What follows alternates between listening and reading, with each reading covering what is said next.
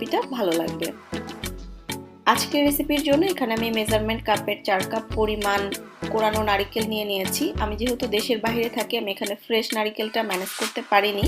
আমি এখানে ফ্রোজেন নারিকেলটা ব্যবহার করেছি, তবে ফ্রেশ নারিকেল দিয়ে করলে টেস্টটা বেশি ভালো আসে।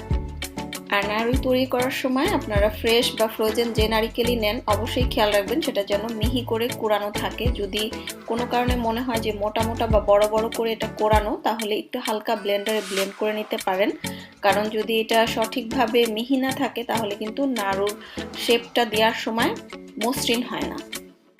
তো চুলায় আমি একটা হাঁড়ি বসিয়ে নিয়েছি। এবার এর মধ্যে দিয়ে দিচ্ছি 1 টেবিল চামচ পরিমাণ ঘি। ঘিটা হাতের কাছে যদি একেবারেই না থাকে, সেক্ষেত্রে সামান্য বাটার ব্যবহার করতে পারেন, অথবা সামান্য তেল ব্যবহার করলেও হবে। 2টো তেজপাতা, 1 টুকরো দারচিনি আর 2টো এলাচ দিয়ে দিলাম। এবার এই গরম মশলাগুলোকে হালকা একটু ভেজে নিব।